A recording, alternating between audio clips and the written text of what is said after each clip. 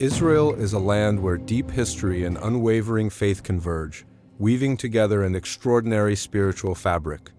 Three major religions, Judaism, Christianity, and Islam, continuously stake their claims on its sacred sites, occasionally sparking tensions. The Jewish people believe this land is their ancestral inheritance, and after enduring centuries of occupation by others, will they finally reclaim their homeland and rebuild their temple? What does this reclamation mean for them and the world at large? Let's explore this in the video. Israel is an ancient land formerly known as the State of Israel. It is situated in the Middle East, bordered by Lebanon to the north, Syria to the northeast, Jordan to the east, Egypt to the southwest, and the Mediterranean Sea to the west. This land is of immense historical, cultural, and religious significance, especially for Judaism, Christianity, and Islam. The area now known as Israel has been inhabited for millennia, dating back to antiquity. Various empires and civilizations have risen and fallen here, including the Israelite kingdoms, the Babylonians, the Persians, the Greeks, and the Romans. The region's story begins when the 12 tribes settled in the land of Canaan, which covers modern-day Israel, the Palestinian territories, and parts of the neighboring regions. Around 1000 BCE, the Israelite tribes unified under King Saul during what is known as the United Monarchy. King David, who succeeded Saul, established Jerusalem as the capital. His son, King Solomon, built the first temple on the Temple Mount, which became a central place of worship, the main site for sacrificial rituals, and a symbol of the covenant between God and the Jewish people. After Solomon's reign ended around 930 BCE, the kingdom was divided into two: the northern kingdom of Israel and the southern kingdom of Judah. The northern kingdom of Israel fell to the Assyrian Empire in 722 BCE, leading to the exile of many of its people. Later, in 586 BCE, the Babylonians conquered the southern kingdom of Judah and destroyed the first temple in Jerusalem. This conquest led to the Babylonian exile, during which many people from Judah were taken captive to Babylon. However, after the Babylonian Empire was overthrown by the Persians, King Cyrus the Great issued a decree permitting the Jewish exiles to return to their homeland and rebuild their temple. This event marked the beginning of the Second Temple period, during which the Second Temple was constructed in Jerusalem. In the 1st century CE, Christianity emerged in the region, with Jesus of Nazareth, the central figure of Christianity, living and preaching there. However, in 70 CE, during the Jewish-Roman War, the Romans destroyed the Second Temple. The history of ancient Israel is deeply connected to religious scriptures and archaeological discoveries, and the events of this period have profoundly shaped the cultural, religious, and historical identity of the Jewish people, leaving a lasting impact on the world. In 1948, Israel was established as a modern Jewish state, becoming a center of cultural, historical, and political significance. With its democratic government, thriving economy, diverse population, technological advancements, and strong military, Israel continues to be a vital nation. However, its rich biblical history and association with many religious events and figures have earned it the title of the Holy Land, Jerusalem. Its capital city holds immense importance for Judaism, Christianity, and Islam, making it one of the most sacred and contested cities in the world. Let's now explore the significance of Jerusalem to these three religions. Jerusalem holds profound importance in Judaism, regarded as one of the holiest cities. It is considered the spiritual and historical center of the Jewish people and is mentioned over 600 times in the Hebrew Bible, or Tanakh. The ancient Jewish temples stood on the Temple Mount in Jerusalem, and the Western Wall, also known as the Wailing Wall, is a surviving remnant of the ancient retaining wall that once enclosed the Second Temple's courtyard. The Western Wall has become a sacred site for prayer, pilgrimage, and reflection for Jews around the world.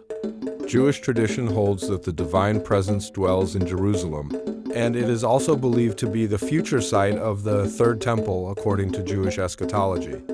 For Christians, while there isn't an age-old claim to the city, Jerusalem is deeply revered as a holy city because of its association with Jesus Christ. It is the place where, according to Christian belief, Jesus was crucified, buried, and resurrected. Jerusalem Jerusalem is home to many other significant Christian sites, including the Church of the Holy Sepulchre, believed to be the site of Jesus' crucifixion. The Mount of Olives, where Jesus is believed to have ascended to heaven, and the Garden of Gethsemane, where he prayed before his arrest, are also locations of great spiritual importance. Jerusalem is frequently mentioned in the New Testament and is seen as the focal point of Jesus' teachings and ministry. In Islam, after Mecca and Medina, Jerusalem, known as Al-Quds, is the third holiest city. It is revered as the place where the Prophet Muhammad ascended to heaven during the night journey, known as Al-Isra and Al-Miraj. The Al-Aqsa Mosque, located in the Old City of Jerusalem, is one of the most important sites in Islam.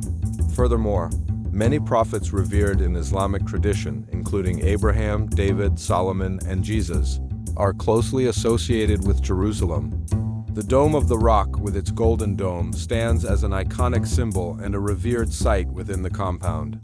This makes Jerusalem a city rich in historical and spiritual connections, considered blessed by many. However, while Jerusalem holds immense religious and historical significance for Judaism, Christianity, and Islam, it has also been a focal point of ongoing religious and political tensions. The city serves as a poignant reminder of the complex and intertwined nature of religious heritage and contemporary realities.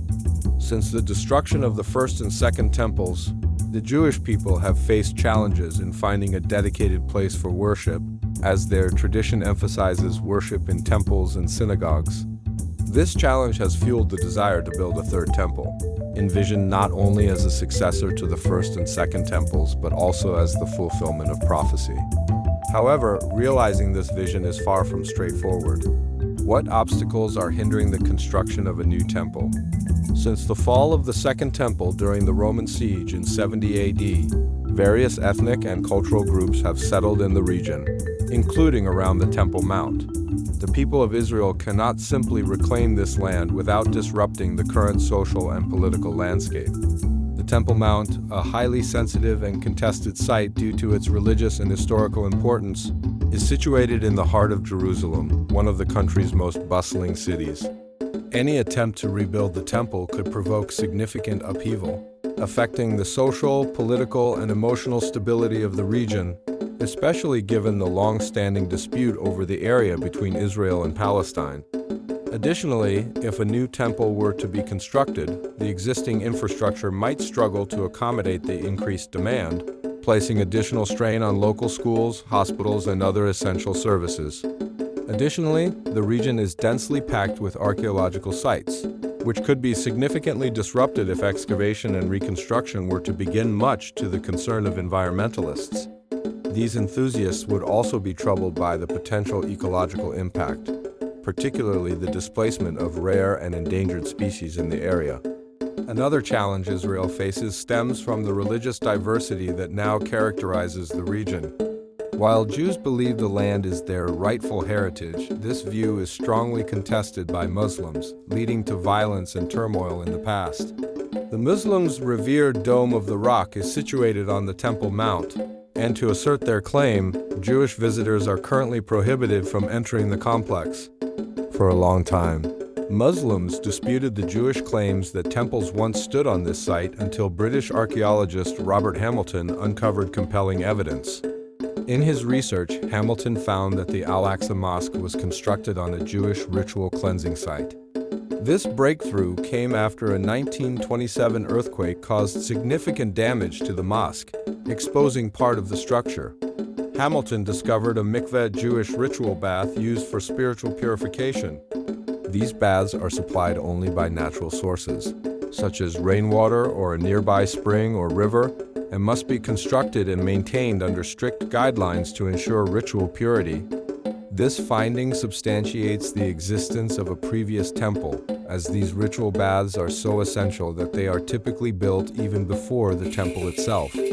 Armed with this evidence, the Sanhedrin began making preparations to resume temple services.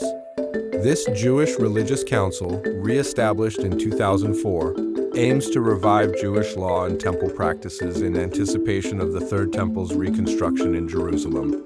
Since its re-establishment, the Sanhedrin has made headlines by taking deliberate steps toward rebuilding the temple, acknowledging that the process requires careful and systematic progress.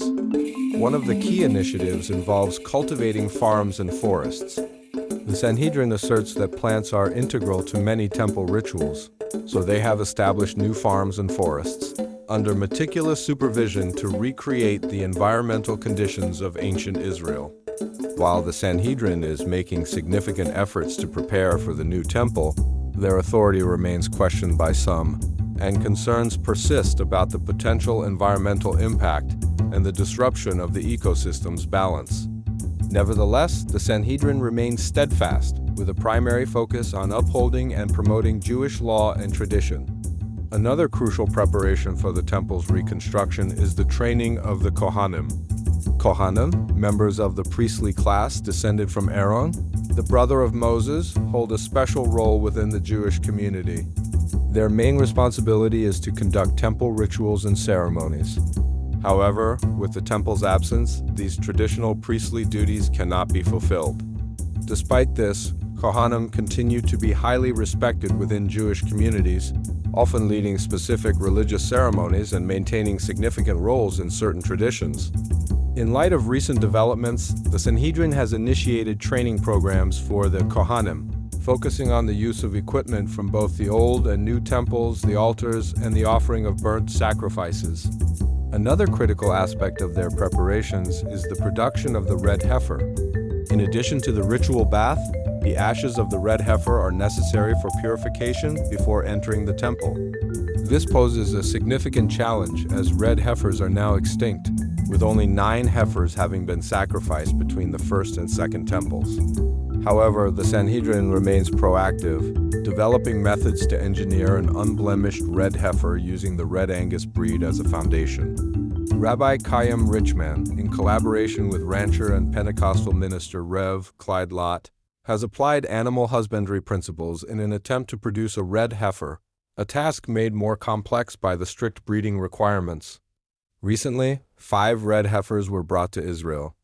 They were bred by a group of farmers and left untagged to meet the requirements of being without blemish or spot. These heifers have been transported and are now kept in a secure, undisclosed location in Israel. Currently, the heifers are between 1 and 1.5 years old, but according to the biblical ceremony, they must reach the age of 3 before they can be used. Rabbi Itzhak Mamo mentioned that the ceremony involving the red heifer must take place on the Mount of Olives in a location that offers a direct view of where the temple once stood, specifically where the priest performing the ceremony can see the Holy of Holies. Regarding the timeline, Rabbi Mamo suggested that the ceremony is likely to occur on Passover 2024, with a possibility of Shavuot 2024. By then, the heifers would be of the required age. While all preparations seem to be progressing toward the rebuilding of the Third Temple, the challenges faced by the Jewish community are not only religious but also deeply political. A definitive legal ruling has yet to be reached, and many believe that achieving a peaceful consensus will require political action rather than legal measures. Although Israel is a democratic nation, its political landscape is complex, leading to ongoing debates and discussions surrounding the construction of the temple. The potential impact on the international community is also a significant consideration. Israel's neighboring Arab countries perceive the rebuilding of the temple as a threat to their sovereignty. Additionally, Israel might find it challenging to finance the construction of the temple independently and may need to seek financial support from donors. This could create strain and tension, which they are keen to avoid. The question remains, how will they resolve these issues, and what is their broader significance? It is possible that mediators will need to intervene in the matter of rebuilding the temple, but many biblical scholars believe this could be the fulfillment of prophecy. As foretold in the prophecy of Daniel in the Bible, he was granted a vision by an angel revealing the advent of a Messiah, the destruction of a city, and the reconstruction of the temple. The prophecy outlines a timeline for the temple's rebuilding, starting from the issuance of a decree to restore and rebuild Jerusalem. Once the temple was rebuilt, the prophecy foresaw the coming of an anointed one who would later be killed, followed by the destruction of the temple. This prophecy appears to have been fulfilled with the fall of the Second Temple. It was expected that a period of prosperity would follow before the rise of a new ruler who would forge powerful alliances and covenants. Many believe this ruler would be the Antichrist, fulfilling the prophecy. The Antichrist is believed to offer political support to global leaders and even religious figures in the construction of the Third Temple, leading them to follow his teachings. According to the Bible and interpretations by scholars, the rise of the Antichrist signals the start of the end times, setting the stage for the Battle of Armageddon, where the forces of the Antichrist will face off against Jesus Christ and his followers. The concept of Armageddon originates from the Christian Bible. While there is still debate on whether it refers to a specific location or the battle itself, the book of Revelation describes it as the ultimate conflict between good and evil, after which Jesus Christ's reign will be established. Israel remains resolute in reclaiming its land, but it seems we are approaching the end times. Are these events the fulfillment of prophecy or simply signs? Share your thoughts in the comments, ***. Like this video and subscribe to this channel for more like this. Thank you for watching Daily Logos. We inspiring faith and impacting change.